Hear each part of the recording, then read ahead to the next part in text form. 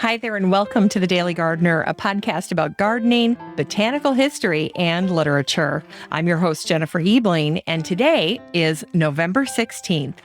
Today in botanical history, we'll celebrate Laurel Hill and root crop preservation from 1835. We'll also remember the botanist who discovered the Titan arum and a little poem about the November Garden by Louise Driscoll. We'll hear an excerpt from Pomegranate Soup today, and we grow that garden library with a beautiful garden book from 2016. And then we'll wrap things up with a look back at a charming garden column from 1999. Well, this past weekend, when I came up to the cabin, I had a little shock. I was looking at my front garden. Of course, we had just finished putting that path in. And so I was just checking things out. And what do I see blooming? But my pincushion flower, my scabiosa. Can you believe that? That is a spring blooming ephemeral. And there it was, blooming its little heart out right before the snow fell. So I was going to go out there before I left on Monday, yesterday, and just dig it out under the snow and see how it's doing. But I didn't get a chance to do that. And so there it is. I'm sure it was weighed down by the snow, which is supposed to melt. And so we'll see if it survived and how it's faring when I go back up there this weekend. I'll take a picture of it. But just such a surprise. And, when I was looking at botanical history for today, I stumbled on this little poem that was written by Louise Driscoll. And it made me think about that little pincushion flower still blooming so late in the year. And yet every year, there's always something like that, some little surprise. I'm sure in your own garden, if you look, you might be surprised by something that's either rebloomed or just continues to bloom. My mom was telling me how good their shrubs have looked. And despite the snowfall, it's even, I think, a little more jarring to see the burning bush and the barberry and all the different shrubs. Even the spirea look fantastic down at my mom's place. So she said they just had tremendously beautiful fall foliage this year. So there you go. Just things that you don't expect, unexpected pleasures in the fall garden. All right, it's time for today's curated news.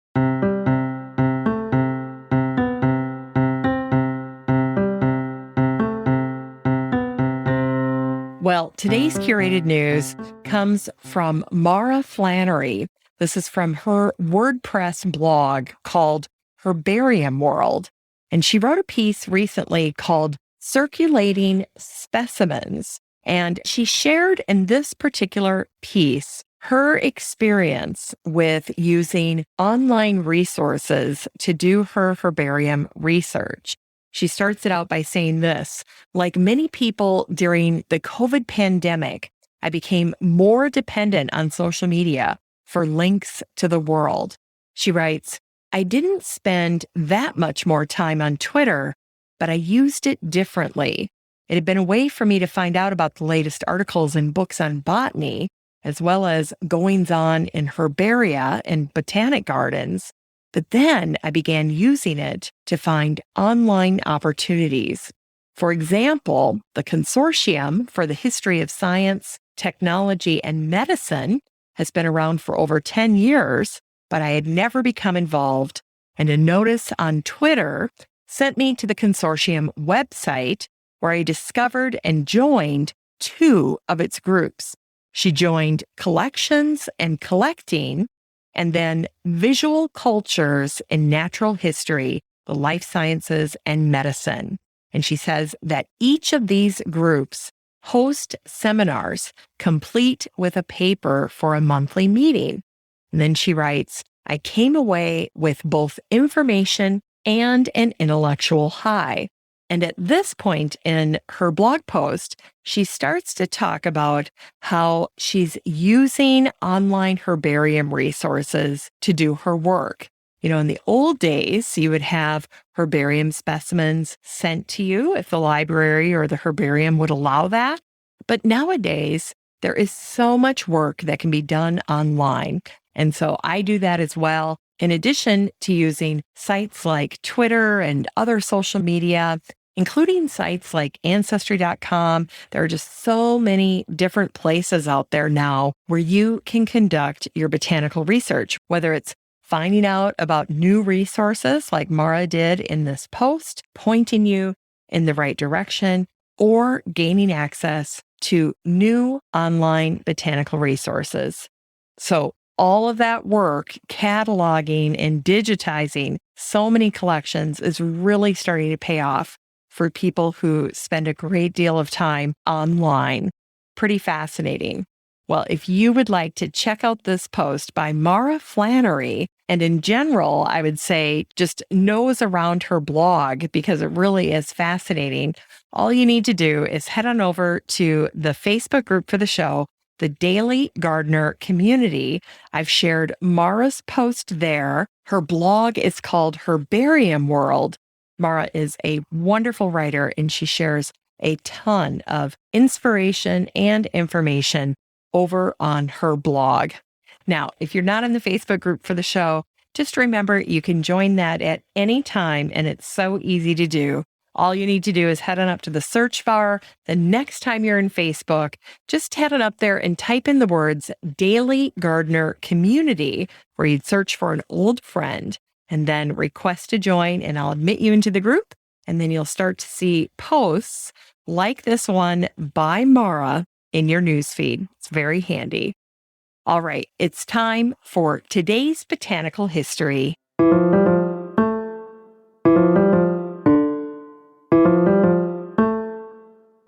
Here's botanical history for today, November 16th. It was on this day, November 16th, in 1776, at around 7 a.m., that Hessian troops, allied with the British, opened fire on the American revolutionaries that were stationed on Laurel Hill. Laurel Hill is not named for the plant called laurel. Rather, Laurel Hill was originally part of the Joseph Sims estate, and Joseph went by Laurel. And so the property that became known as Laurel Hill was named that way to honor Joseph Sims, who was known as Laurel. Now, mountain laurel is botanically known as Kalmia latifolia in honor of the Finnish botanist Per Kalm. And after his expedition to North America in the mid-1700s, he correctly predicted that American colonists would eventually rebel. And so you have Laurel Hill on this day being impacted by that rebellion. And by the way, Laurel Hill became America's first National Historic Landmark cemetery. It's located in Philadelphia. And it was on this day, November 16th, in 1835, that the Hartford Courant wrote a piece called Gardener's Work for November. Here's what it said. It is now quite time to preserve the root vegetables, and Mr. McMahon's method of preserving roots is as follows. Prior to severe frost, you should take up with as little injury as possible the roots of your turnips, carrots, parsnips, beets, parsley, artichokes, celery, and horseradish, and on the surface of a dry spot on the ground in a well-sheltered situation, lay a stratum of sand about 2 inches thick. Then put the root crops on top, covering them with yet another layer of sand, the drier the better, and then continue to layer sand and roots, then cover the heap or ridge with a good coat of straw up and down as if you're thatching a house. And that is how you were to store your root vegetables back in 1835. And then today in 1843, the Italian botanist Eduardo Bakari was born. After growing up an orphan, he managed to get an education in his native Italy, and he eventually traveled to England and studied at Kew. He became friends with Hooker and Darwin, but he also befriended James Brooke, which meant that Bakari was able to spend 3 years with Brooke exploring Borneo. During his lifetime, Bakari traveled all over India, Malaysia, and New Zealand. But it was on a little voyage that he took to central Sumatra in 1878 that Bakari discovered the plant with which he will forever be associated, the Amorphophallus titanum, or the Titan arum, the largest flower in the world. 7 years later, in 1885, the first Titan arum in captivity bloomed at Kew, and when it happened, it created a sensation. Today, a Titan arum bloom still draws thousands of visitors and lots of media coverage, and there's no doubt about it, people love taking selfies in front of the giant blooming plant. But of course, there is a downside. The flower is commonly called the corpse flower because it smells like rotting flesh. In fact, in a recent fascinating article, scientists that study scent identified compounds that make up that terrible smell. And the odor includes aspects of cheese, sweat, rotting flesh, decomposing meat, and garlic, among even more awful, unmentionable compounds. Now, that putrid smell is meant to attract beetles and other insects to move pollen between blooming plants so that the plant can reproduce. And it takes the corpse flower a decade before it can bloom. So that's why we wait so long. Now, incredibly, the plants only bloom for 24 to 36 hours before they collapse. And so you have this very small window to go and see a Titan arum in bloom. Well, between that first bloom at Kew back in 1885 and the year 2000, fewer than 50 Titan arum blooms had been recorded. But in 2016, in that single year, dozens of corpse flowers around the world bloomed within weeks of each other. That was puzzling. In fact, horticulturists are still baffled by this, and they're attempting to discern the reason for that clustered bloom event back in 2016. All right, and it was also on this day, November 16th in 1920, that the Buffalo Times shared a poem by Louise Driscoll that had first appeared in the New York Times. And her poem is called The November Garden. And if you remember at the top of the show, I was talking about seeing that pincushion flower so bizarrely in bloom in my November garden. It's totally out of place. It should not be blooming until May.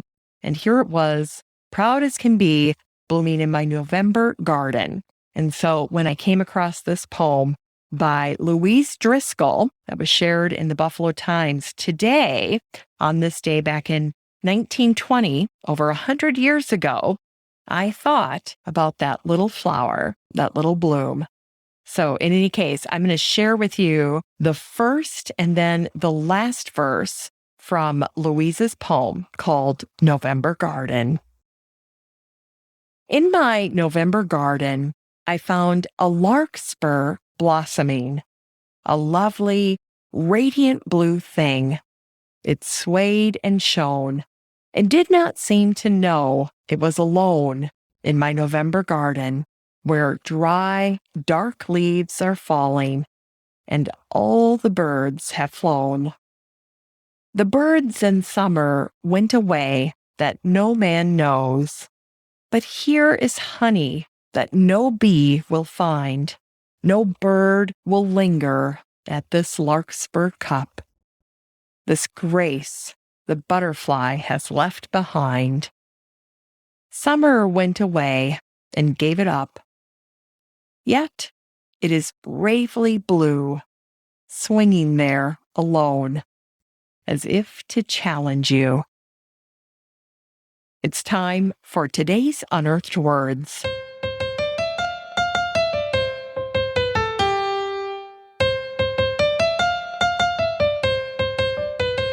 Today's Unearthed Words come to us from Marcia Mayron. This is from her book called Pomegranate Soup, which is also called Fesenjoon.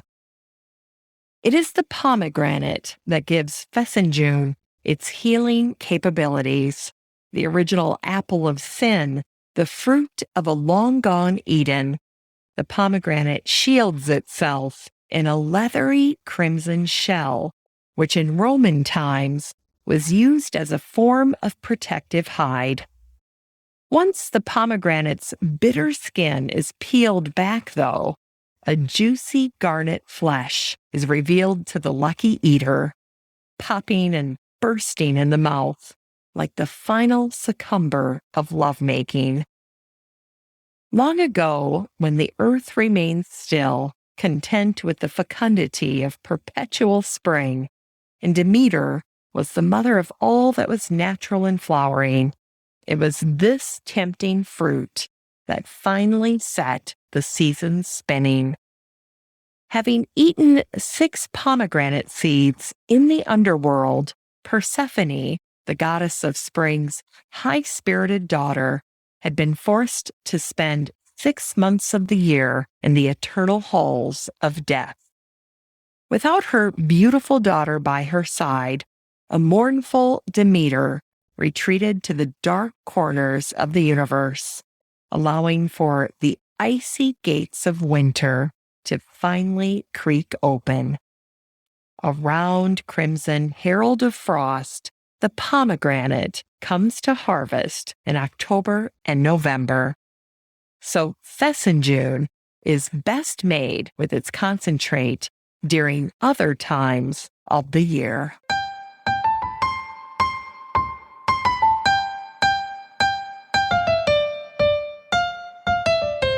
It's time to grow that garden library with today's book, Plant by Phaidon.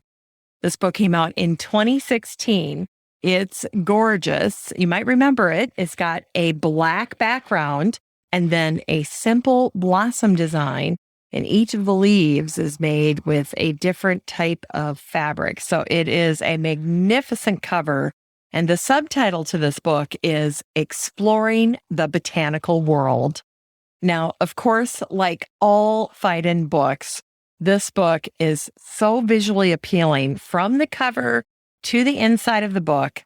And of course, the whole point of this book is to show the beauty and the diversity of plants through 300 works of botanical art that go from ancient times all the way to modern times. And you'll see plants and flowers, the entire botanical world, portrayed using a variety of different mediums. Now, Phaidon did a great job of curating all of these images. In fact, this is the very first book to pull together botanical art that crosses so many different types of media and covers such a broad timeline from every corner of the globe. So, of course, in this book, you're going to see beautiful botanical art, but then you're also going to get lots of expert information about the pieces of art and the plants that are depicted. And of course, Phaidon is known for putting together these high-level, very specialized books. And in this case, what they did to tackle this topic of plants is they pulled together all kinds of experts, museum curators, horticulturists, historians, botanists, and more. And then they had each of them contribute their expertise in creating the text for this book. And I love what Gardens Illustrated wrote about it when they did their little review. They said, this is a dazzling collection of more than 300 images of plants that bring the evolution of botanical art right into the 21st century. Alongside old favorites like Rodin and Mary Delaney, there is much here that is both unfamiliar and arresting, an extraordinary collection. This book is 352 pages of botanical art that gives us a new appreciation and understanding of plants and their role in our history and culture. You can get a copy of Plant by Phyton and support the show using the Amazon link in today's show notes for around $17.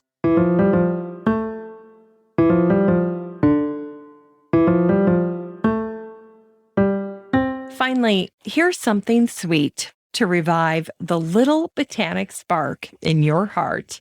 It was on this day, November 16th in 1999, that the Columbus Telegram shared a column that was written by Elizabeth Koblenz. She was an old order Amish woman who hand wrote her column by lantern light in her Indiana home. And here's what she wrote 22 years ago today. November is now on the calendar, and we are still having beautiful days in the 70s.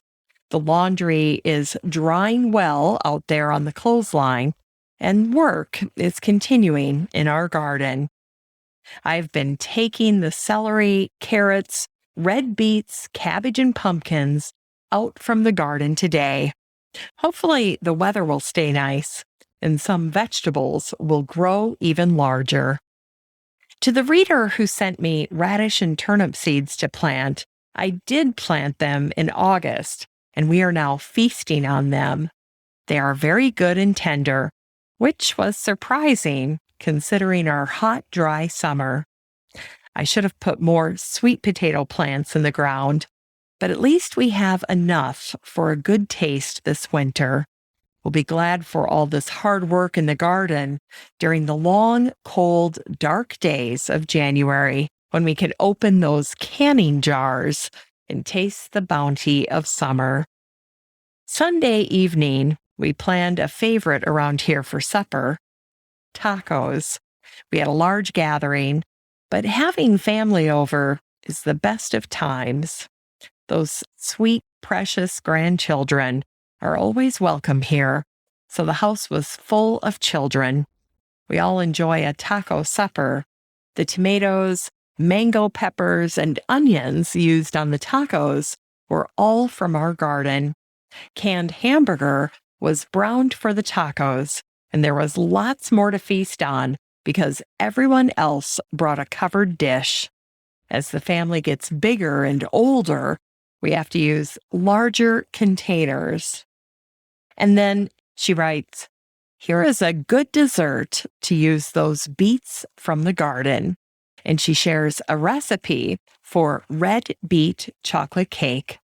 The ingredients include 1.5 cups of sugar, 3 eggs, a cup of oil, 1.5 cups of cooked pureed fresh beets, 2 1-ounce squares of unsweetened chocolate melted and cooled, 1 teaspoon vanilla, 1 3/4 cups flour, 1/2 teaspoon salt, 1/2 teaspoon of baking soda, and sifted confectioner's sugar.